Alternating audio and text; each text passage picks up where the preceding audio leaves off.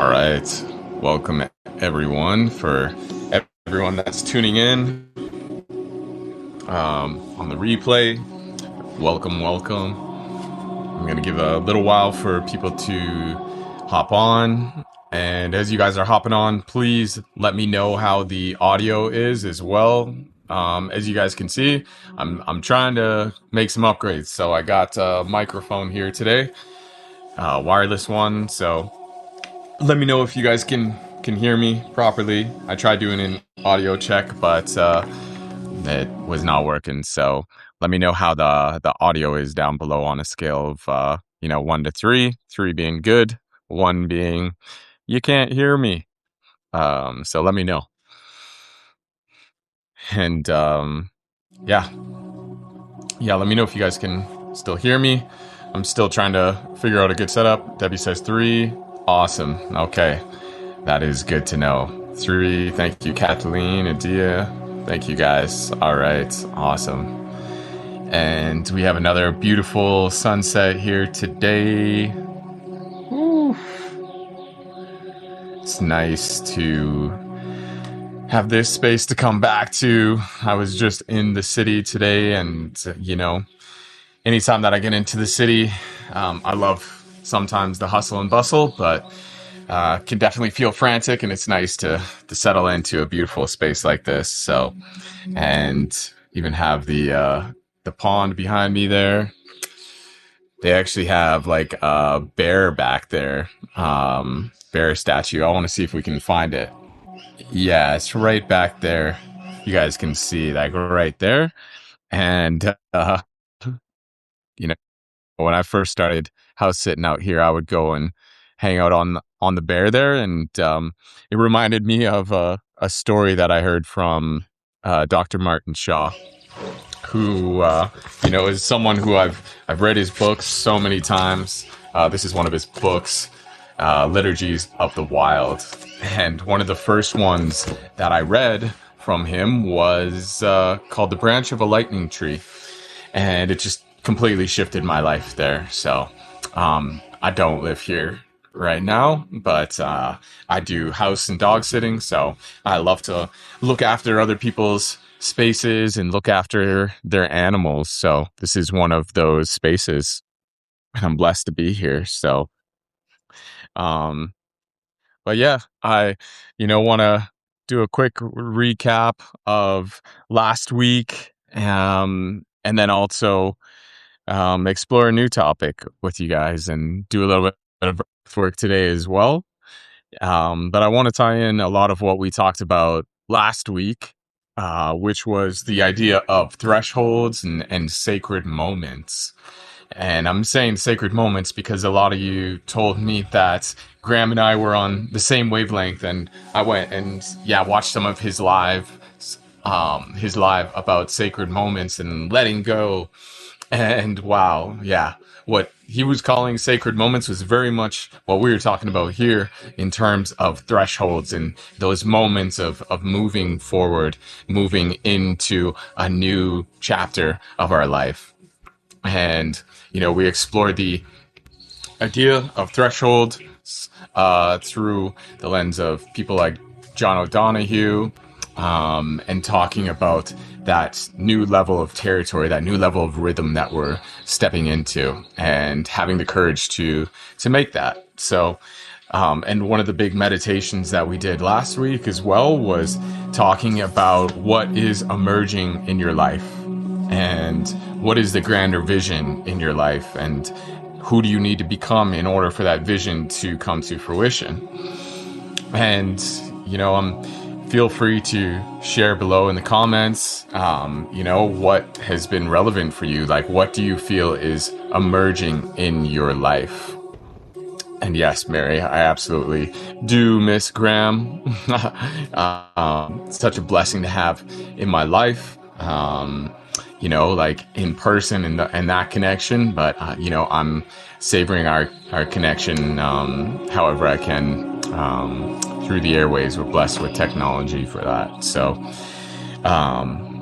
But yeah, Graham is also one of those people that has been there to help me step into those other thresholds as well in my life. So absolutely blessed, and I want to honor him as I step forward in these things. He was actually the person that inspired me to set up my Substack and supported me with that so much. So, bless him, and so much gratitude for Graham.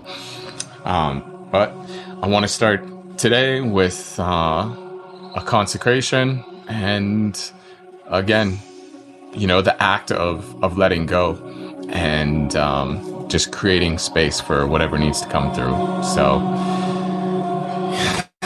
just joining me with closing your eyes and taking a big breath in.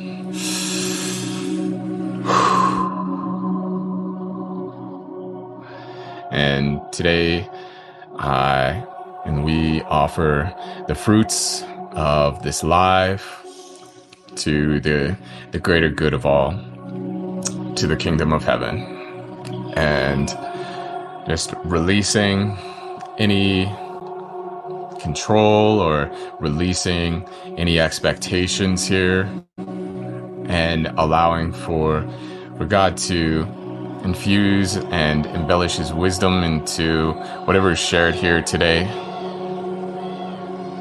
and praying that blessing and that protection over these airwaves, that this be a space of connection, a space of peace, a space of joy, a space of restoration and rejuvenation in spirit, body, mind, and soul. And I pray that restoration from whatever is shared here today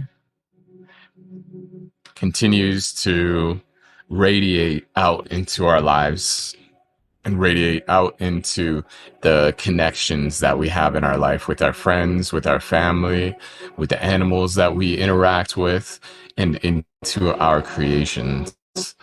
Just like the light of the sun and its radiance, just allow for that radiance to be found within us and to be cultivated, and for that lamp, that light, that love, that life within us to flourish, and for us to carve out a space in this time together for God's presence to abide, to empower us, to empower our creativity and our ability to create, our ability to respond to life, not merely react to life, but that we would find that sense of courage to act upon that will, and from that place, in service to the greater good.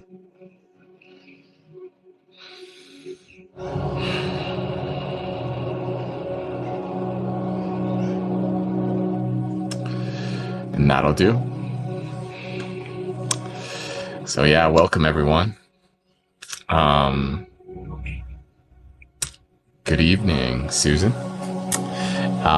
Today I wanted to share and tie in some of what we talked about last week with like thresholds and those sacred moments.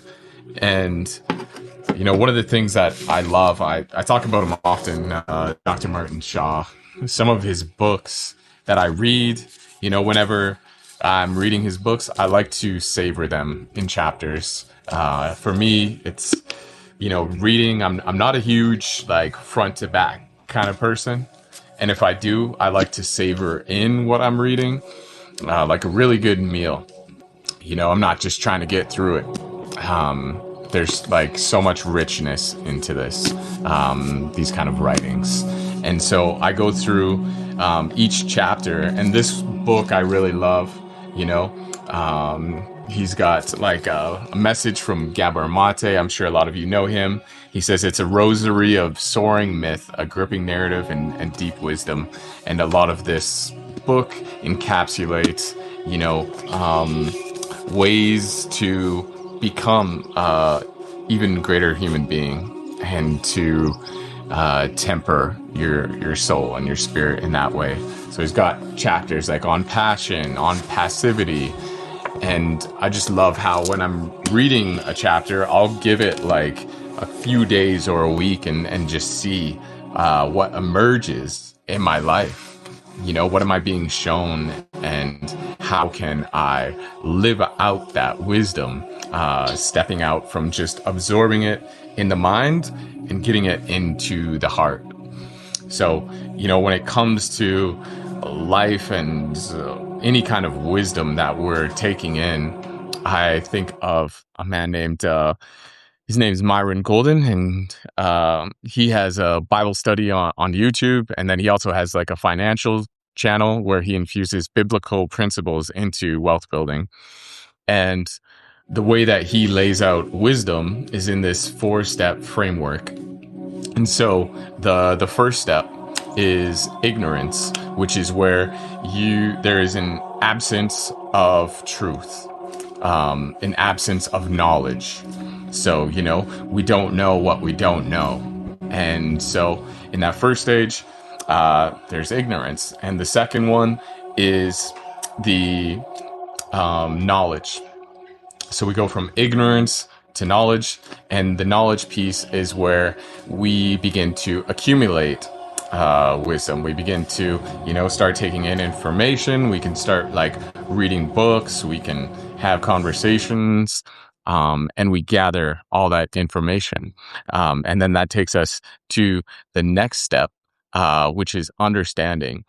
And that's where we actually begin to apply the things that we are learning, you know. So from that information that we took in, we're beginning to actually put it into action, and we're like, oh, okay, this is starting to make sense. I can see where the connections are here.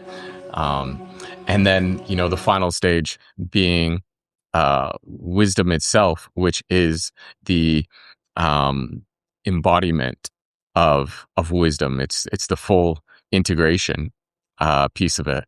I'm definitely paraphrasing because I'm not remembering it correctly right now, but you know, it's that seamlessness where it's integrated into our being. And you know, you can see this in a few different models. The consciousness models of like something begins as something that's unconscious. We're unconsciously unconscious about something, and then we become conscious about the unconscious, and then we're consciously conscious, and then we are unconsciously conscious. There's a few models you can look up about that, but it makes me think of how we move through life and how we take in that wisdom. But that is a side note. The theme that I wanted to share today was a blessing from John O'Donohue again. And the theme for this today is, may I have the courage today to live the life that I would love, to postpone my dream no longer, but to do at last what I came here for, and waste my heart on fear no more. And I love that quote. And it's one of those daily reminders that, you know, every single day, it's like stepping through that threshold and having the courage to take those action steps. You know, in the previous week, we talked about what's that grander vision in our life, and who do we need to become in order for that to come to fruition. And I believe courage, someone who is courageous, is part of that equation. So as we're going through these sacred moments in life, are we taking courage and not wasting our heart on fear? And you know, I just recently made a video for this challenge that I was nominated for. It's this men's mental health movement. It's called Be the Flare. And in it, we're asked to share what advice we would give to our younger self. And the advice that I had for my younger self was the parable of the talents from the Bible. And I'm sure a lot of you are familiar with the parable. There's a master who has, three servants. He gives all of them the talents, the money, and two of them go out and they multiply their talents. They go and trade and barter and take the risk. And then the third servant, when the master is gone, he actually buries it and covers it. And the master comes back and then, says, "Great job, you faithful servants," to the two servants. You've been faithful with a little. Now be faithful with a lot. And to the third one who buried it, he was like, "What did you do, man?" And it could even be considered a sin, a missing of the mark. And you know, the greater message there for me is very much about how we will bury our gifts sometimes, and it could be infused with a good intention. But what happens sometimes in life, as I'm reading this chapter on Dr. Martin in Dr. Martin Shaw's book, um, I've I've really just been savoring this chapter about passivity. And one of the things that he talks about in this book of like passivity is essentially um, this idea of having an intention for how you want to move forward in life. It could be like, I'm going to build a website, or I'm going to write that book, or I'm going to go on that pilgrimage, whatever it is. That intention, whenever we sprout up these intentions, often there is a counter intention that comes with it.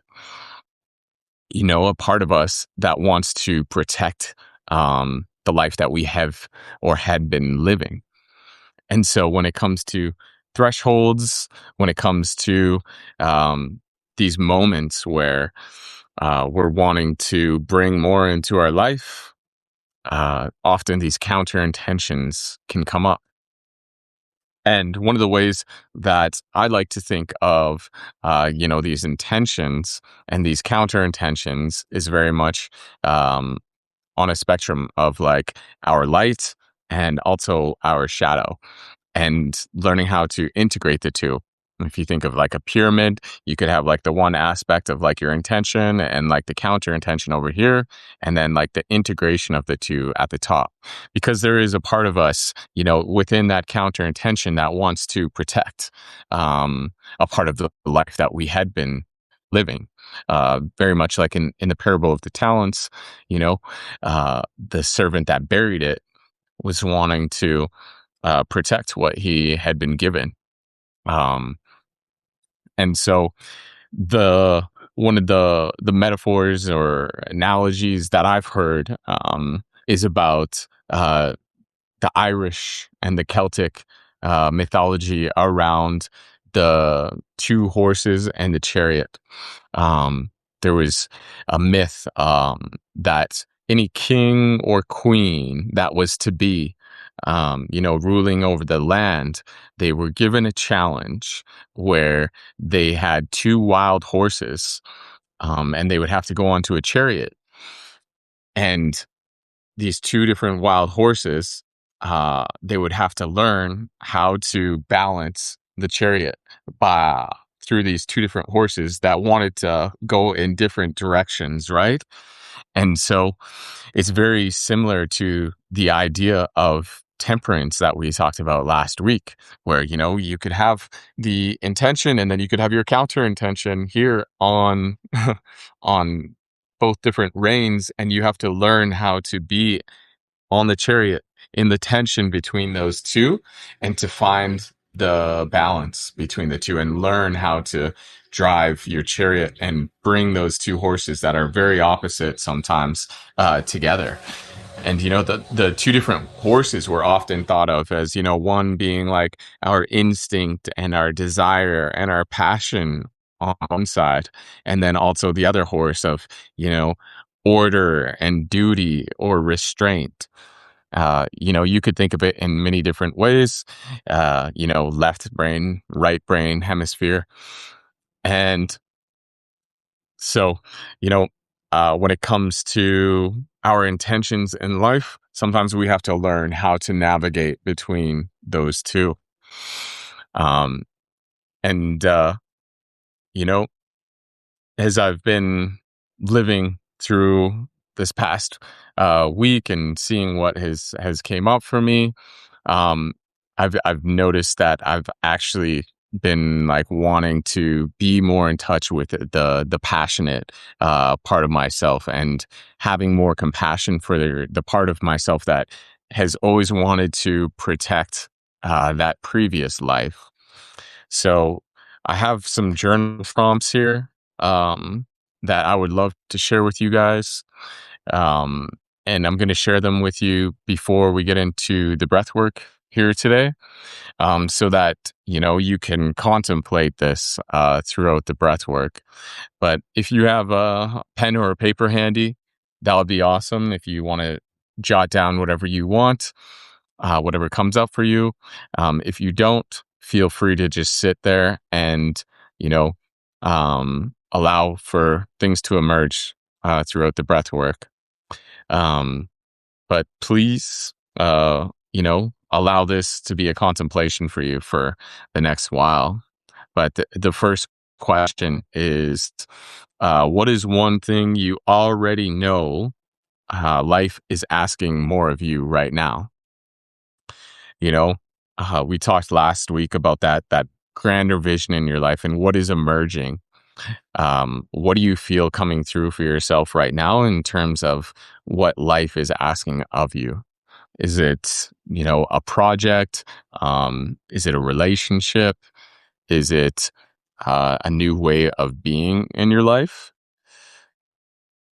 So, spend some time thinking about that, of what is emerging in your life right now, and what do you feel that passion towards in your life? That what's that intention?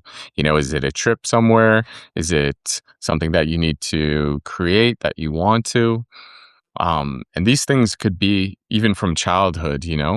I know a lot of you did the Artist Way workbook, and if you're struggling to find something, one exercise that I really loved was thinking of all the different careers that you wanted as a kid. For me, it was something like fighter pilot, NBA player, um, even a GM of a sports team. At one point, it was like a chef.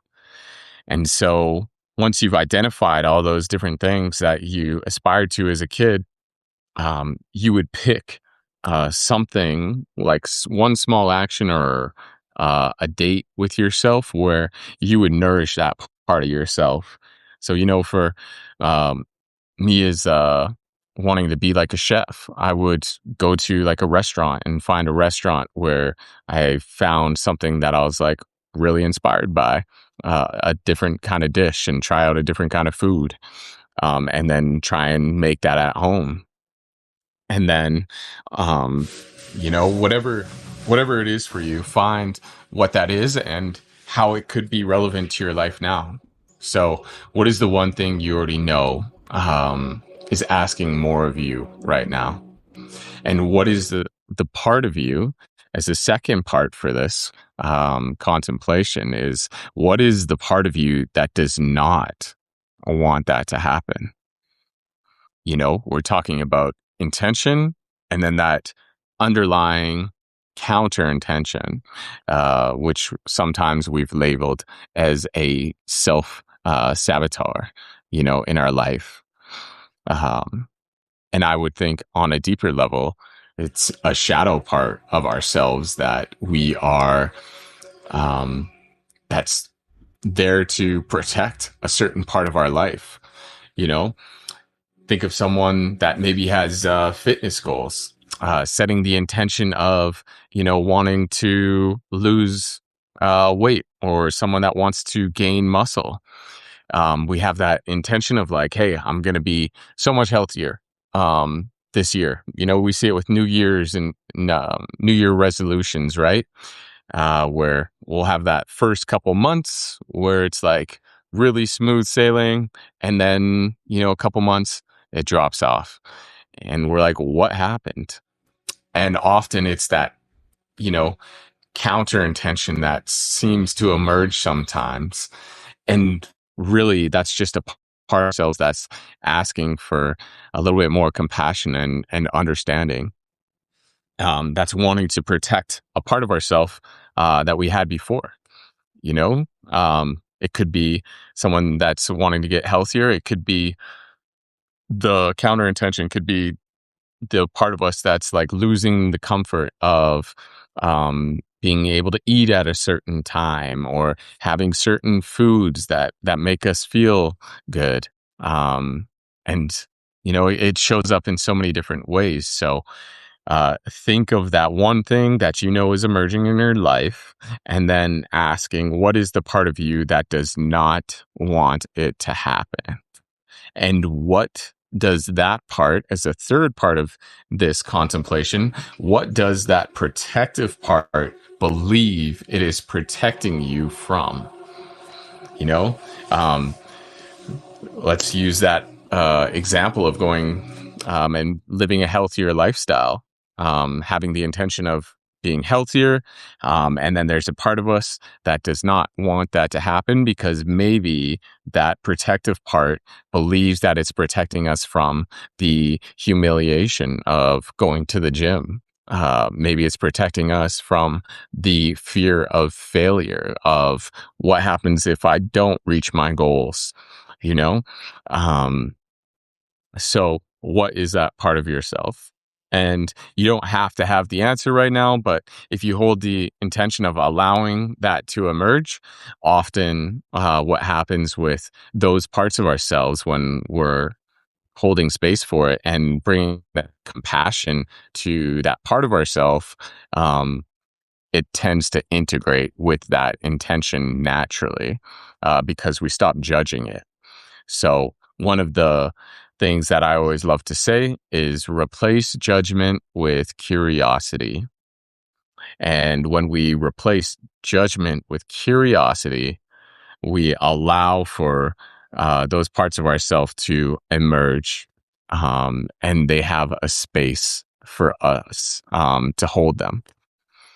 So, through these exercises, just bring a sense of curiosity. And Anne says, writing your family history book. Woo, I love that. And there could be a lot of counter intention with that when we think about ancestral things, um, deep ancestral patterns when it comes to such things like a family history book, because there's a lot to look at, especially subconsciously. I'm very grateful. My family has kept a great record of the family history, and on both sides, I am so grateful for that. I've heard stories from my dad's side, coming from the Caribbean, and there's a rich background of, slavery, plantation owning, all these different aspects. And then, looking at my mom's side of, seeing like a Texas Ranger, and like deep Nordic roots. So I can see how like certain parts of myself, different expressions come from that. So all the blessings to you, Anne, for writing that. I think it'll be a service to all the generations there for you. But, I want to read this quote by John O'Donohue one more time, and then let's get into the breathwork part there as well. And also, Kathy says, I'm in the process on my second book, and fear of failure rears its ugly head from time to time. Then the inspiration doesn't flow. Yes, that's a powerful share, Kathy. And I'm sure, you have a lot of wisdom from actually getting your first book done. So props to you on that. And, that this is a great time for that contemplation of seeing which part of you does not want that to happen with the writing of that second book, because there's the intention there to write the book, but there's that counter intention and that part of yourself that's protecting you from what the fear of failure uh, would look like or feel like in your life, right?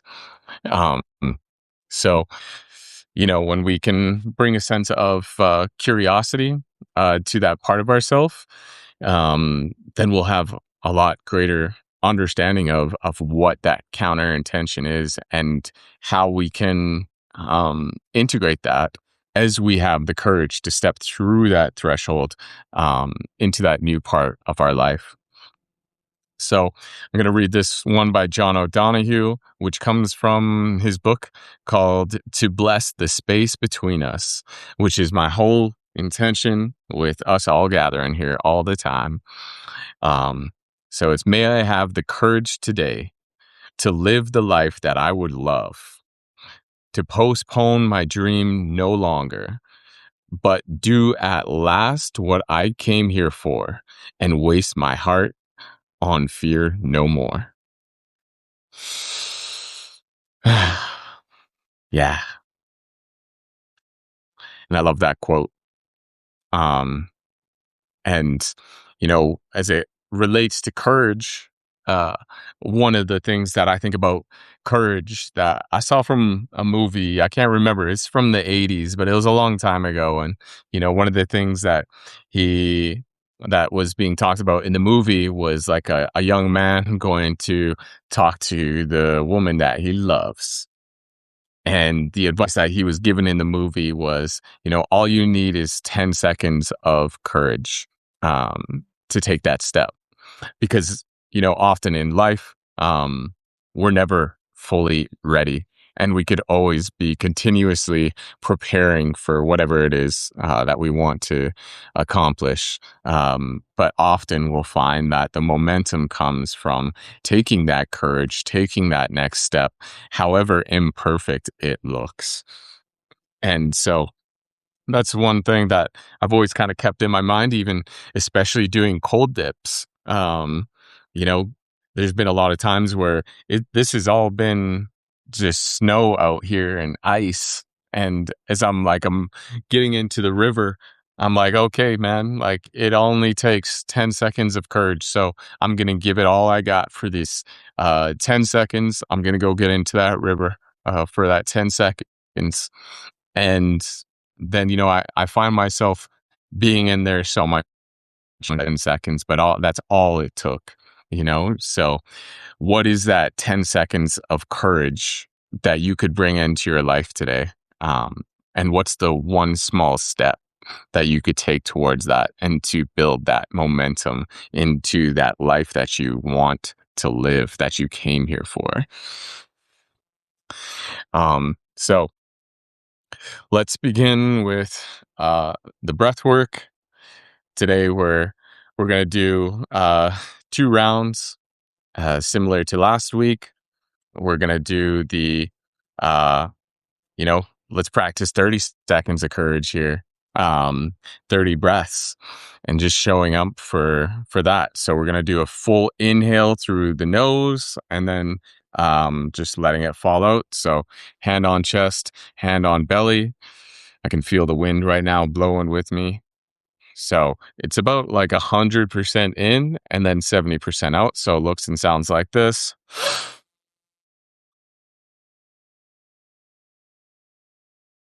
So we're going to do 30 breaths like that. I'll cue an inhale retention. So at the end of those 30 breaths, I'll say inhale and hold, which will inhale and hold. And then hold as long as it's comfortable for you. And then releasing the breath.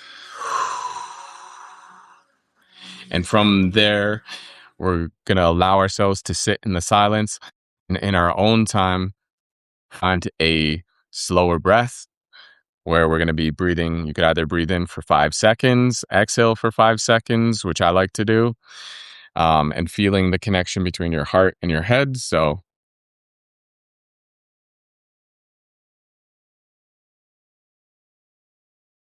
like that, or you can do 4 seconds in, 8 seconds out if you're really needing a little bit more relaxation tonight. So, 4 seconds in, 1, 2, 3, 4, 8 seconds out, 8, 7, 6, 5, 4, 3, 2, 1.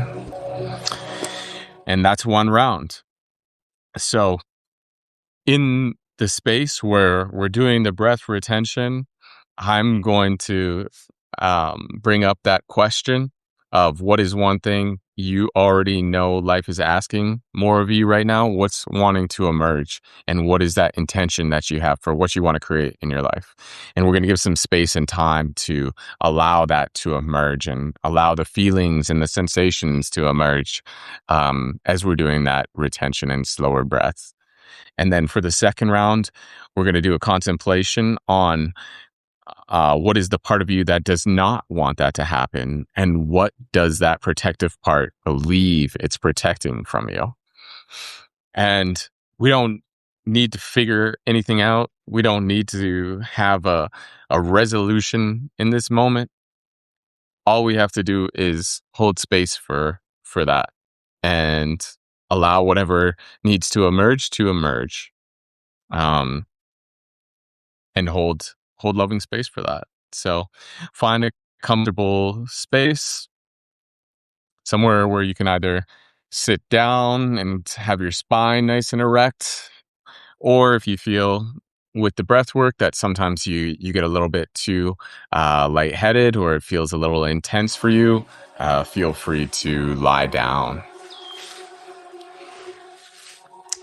So I'm gonna cue up a nice song. And can you guys hear the music in the background as well? Sometimes it's nice to have a little bit of extra relaxing music here too.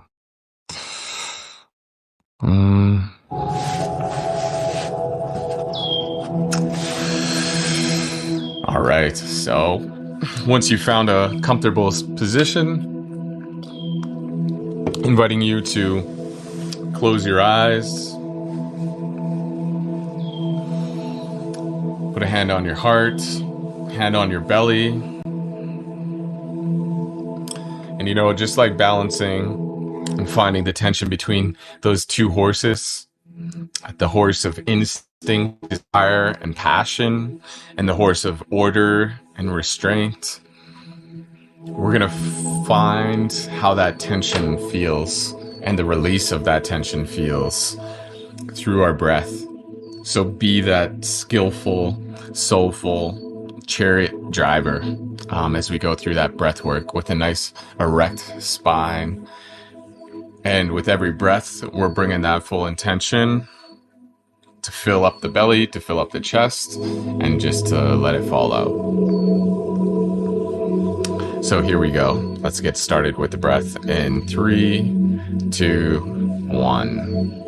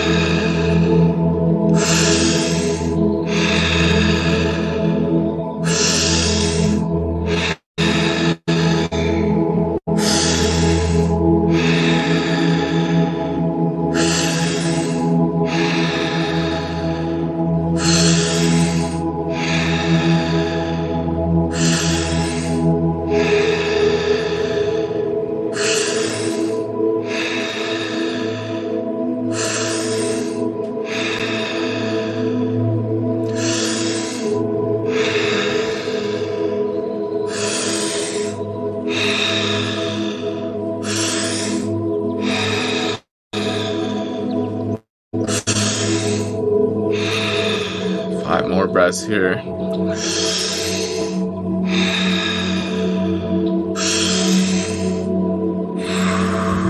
4, 3, 2, 1. One more breath fully in.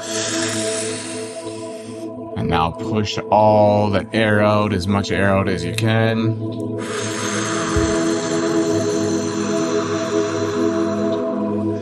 And now fully in and hold.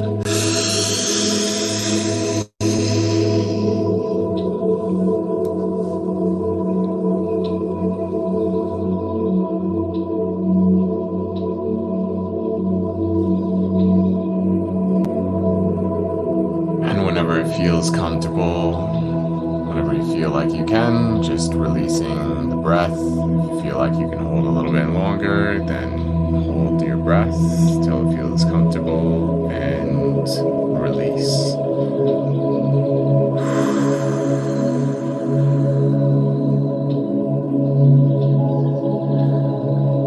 Finding that coherent breath. Breathing in for 5 seconds with a hand on our heart.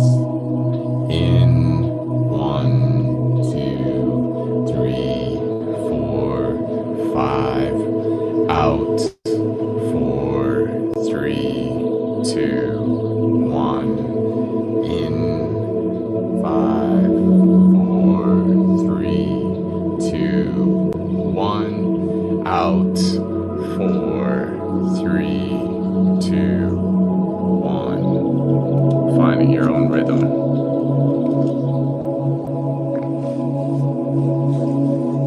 And with a hand on our heart, just leaning into the question and carving out a space for ourselves to listen in with curiosity. What is one thing you already know is asking more of you now? What is trying to emerge in your life? What's an intention that you can feel in your hearts of what you want to bring forth into the world?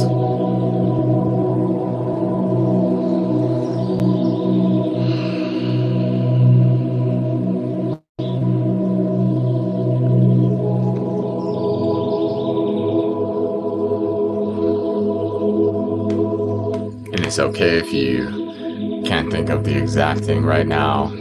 Just feel into the sensation of what's trying to emerge in your life, what's trying to be birthed in your life.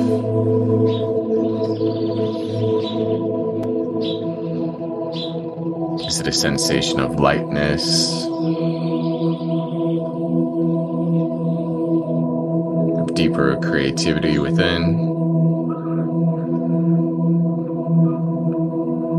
Is it a new expression of yourself?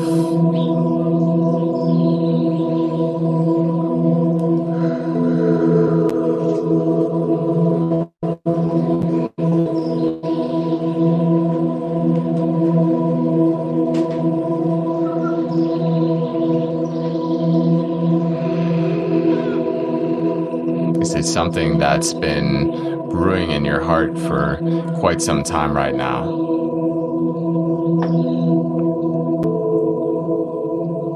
Is there a word or a symbol that's associated with this project or this feeling that wants to emerge?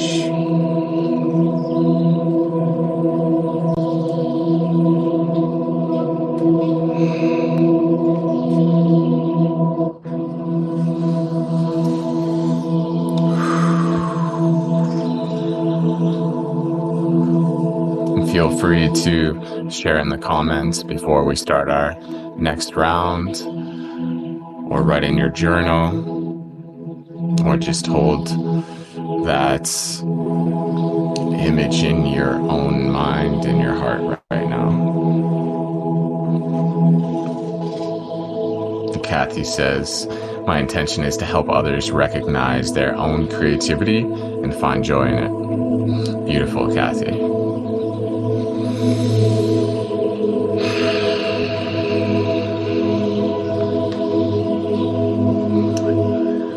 And as you're sitting with that intention, allow the images in your mind to flood. Some of us are more visual, some of us are maybe more auditory or kinesthetic.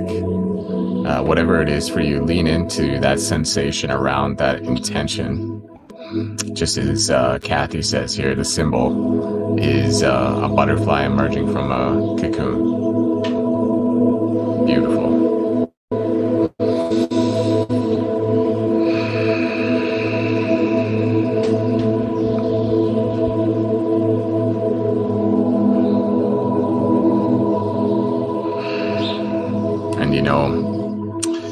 Before we start that second round, which is very much in alignment with what you shared, Kathy, about the butterfly emerging from a cocoon.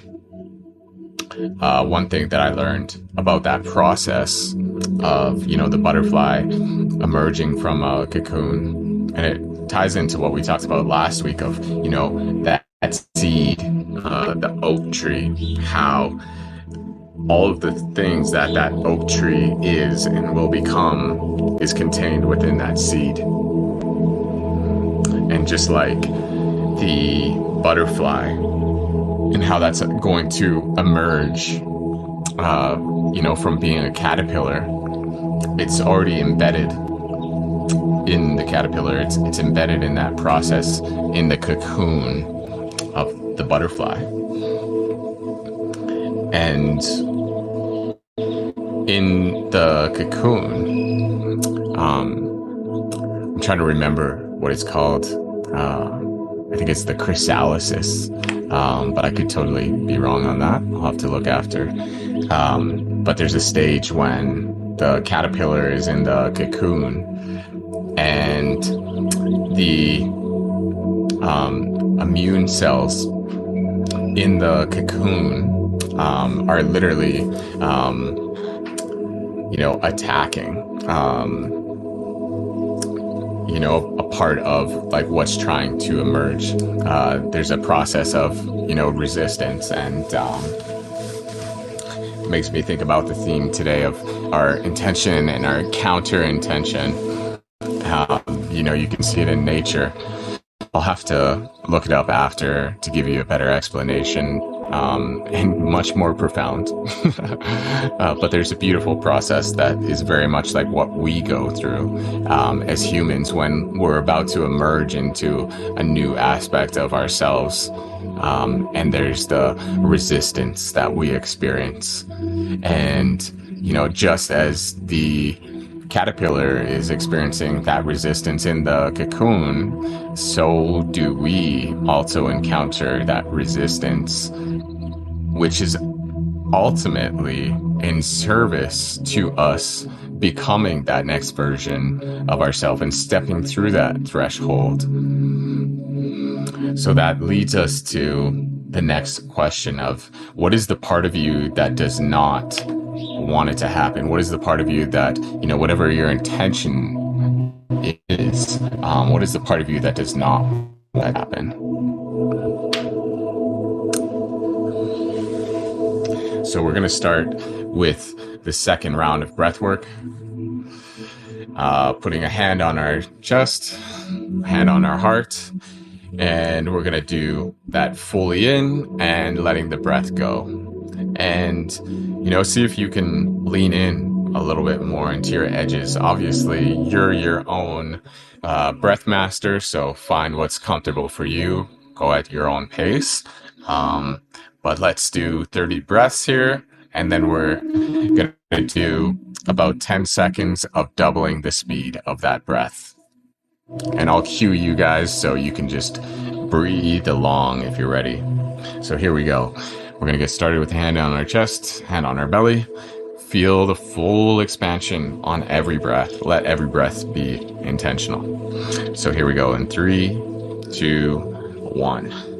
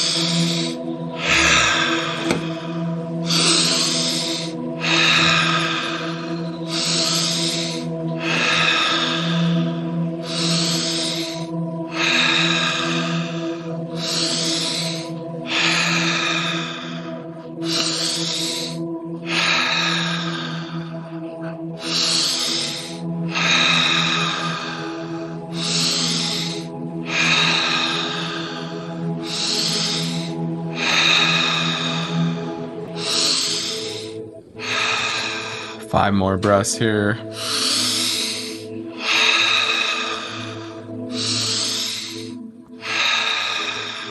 Three more breaths before we double speed. 3, 2, 1, and let's double the speed.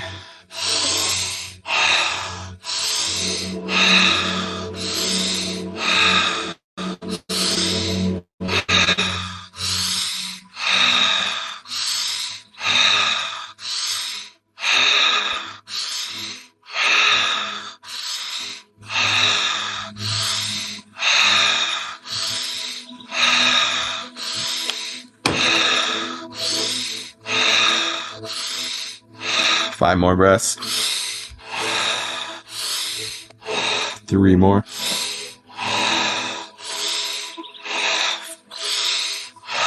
Now fully in. Let the breath completely fall out, blow out as much air as you can.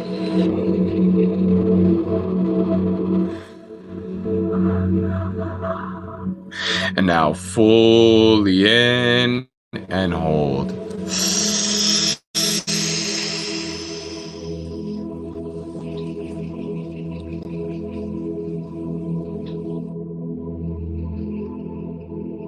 And holding in for as long as it feels comfortable. And releasing the breath.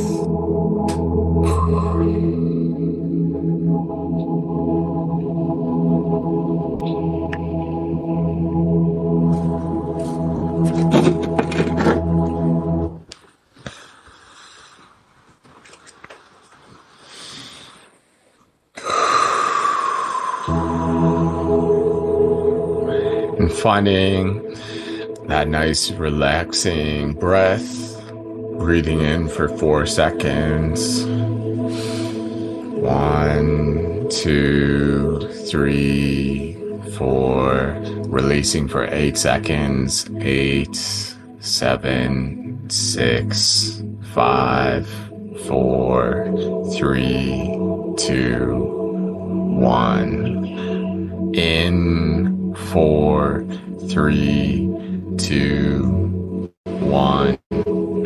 Out 7, 6, 5, 4, 3, 2, 1. In 4, 3, 2, 1. Out 7, 6, 5, 4, 3, 2, 1. Continuing with that rhythm.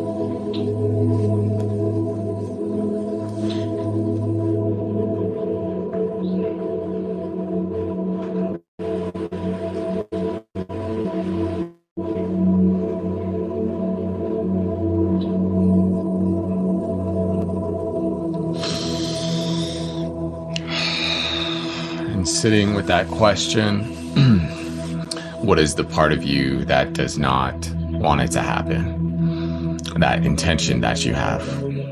What's the part of you that's trying to protect you?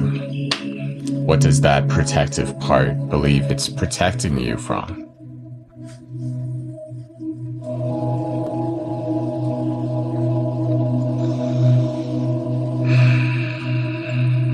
And really get curious here.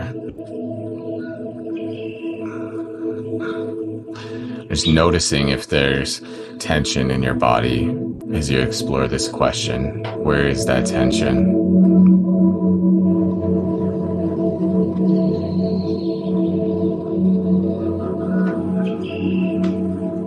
Be okay with that tension for now.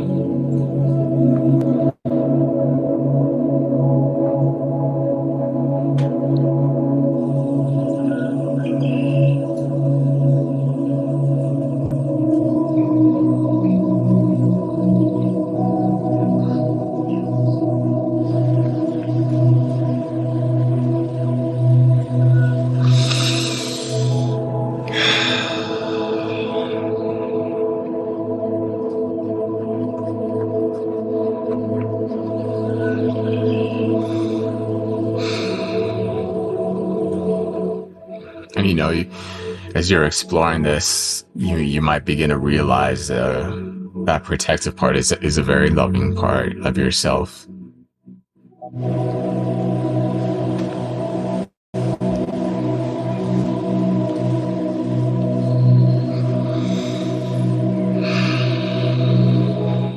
But there's also something on the other side of that intention that's ready to be birthed.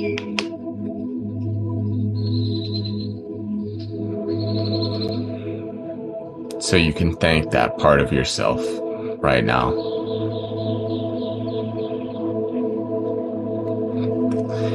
Thank you for helping me to come to where I already have now, for being part of the journey along the way. I acknowledge there was a part of my journey where it was necessary for you to serve me in the way that you did.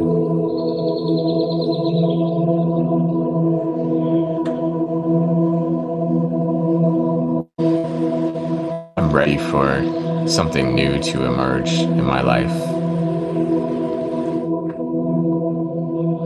I am open. I'm willing to step forward. I'm willing to have the courage to live that life that I came here to live.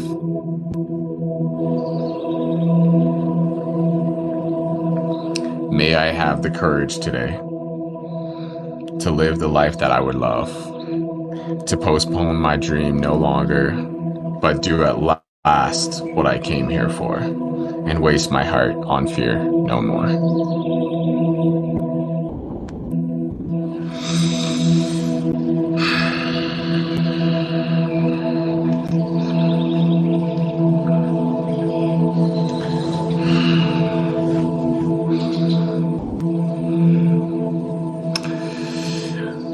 And welcome back, everyone.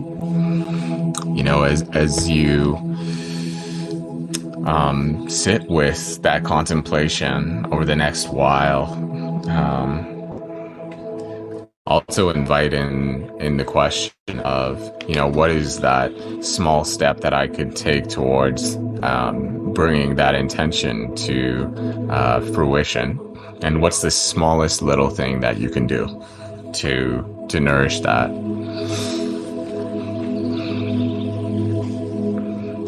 And yes, I love that, Kathy. A perfect prayer, surrendering to God's will. Exactly. Yes, let thy will be done.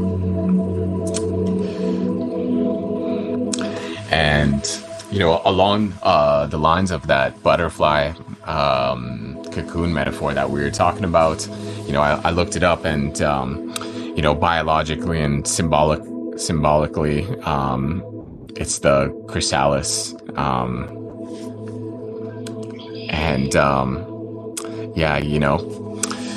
It's the immune cells that are attacking the caterpillar. Just curious, I looked up the science behind it, and it's very much like the caterpillar's immune-like cells called hemocytes, and they help clean up dying tissue. And so, some people might say that the immune system attacks the imaginal cells because they look foreign. But the deeper biological truth is that the old caterpillar body actively breaks down, while the adult pattern cells survive, multiply, organize, and begin building the butterfly. As we go through this process of allowing that new part of ourselves to emerge, there's going to be a breakdown and a dying of those old cells. And that's one of the reasons why I love fasting. So who here has done any kind of fasting before? It could be something as simple as an intermittent fast, or a prolonged water fast. Technically, you all have fasted if you've slept before. There's a little bit of fasting going on there. But with fasting, I just finished doing I think it was, how many days was it? 4 days. I did 2 days, just liquids, smoothies, water, elixirs. And then on the final day, I did a dry fast to accelerate the autophagy and the effects of the fast. And, part of the fast was allowing those old cells to die, dying to that old part of myself. And that naturally and physiologically happens to us on a biological level when we fast. So, I'm curious who has fasted before. A big part of, regenerating ourselves biologically happens through that fast, when our body starts cleaning up old cells and damaged cells, and starts regenerating new cells. And we see an accelerated amount of that regeneration. So, whether you're fasting from food or a habit, what is something that you could fast from, as you're moving forward in this intention for what you want to create in your life? I'm sure that you can think of something when it comes to that resistance that you could fast from, that would allow you to actually step through that threshold even greater. And I wanted to finish this live. I'm really trying to get him shorter, but this has been just a wonderful time with you guys. But a story that was really relevant for me, and one of my absolute favorite poems, is a poem by William Stafford, and it's called "A Story That Could Be True." And I've been contemplating this very much recently, especially with our talk last live, where we talked about the idea of temperance and grandiosity, and what can often happen with these projects and intentions that we have, where we hear that voice of like, who are you to do this? Who am I to be, teaching about creativity, or who am I to be teaching about fitness or whatever it is in your life? And this poem really touches on aspect of ourselves that can come up. So I want to end with this poem for you guys, A Story That Could Be True by William Stafford. If you were exchanged in the cradle and your real mother died without ever telling the story, then no one knows your name. And somewhere in the world, your father is lost and needs you, but you are far away. He can never find how true you are, how ready. When the great wind comes and the robberies of rain, you stand on the corner shivering. The people who go by, you wonder at their calm. They miss the whisper that runs any day in your mind. Who are you really, wanderer? And the answer you have to give, no matter how dark and cold the world around you is, maybe I'm a king. And I mean, for a lot of you, it's, maybe I'm a queen. But that answer very much touches on that aspect of, whatever the conditions are in our life, in our world, no matter how dark and cold it can feel, especially of that metaphor of like being in the cocoon or being like a seed planted in the ground, dark and cold. We have to give that answer of maybe I'm a king, maybe I'm a queen, and to take that step forward with bold courage to live that life that we came here to live. So, blessings to all of you for joining in today.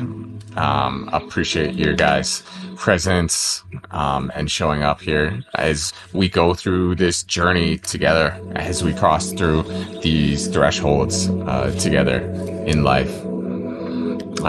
It's a blessing to be here with you on this journey. And again, finishing with that quote by John O'Donohue. May you have the courage today to live the life that you would love,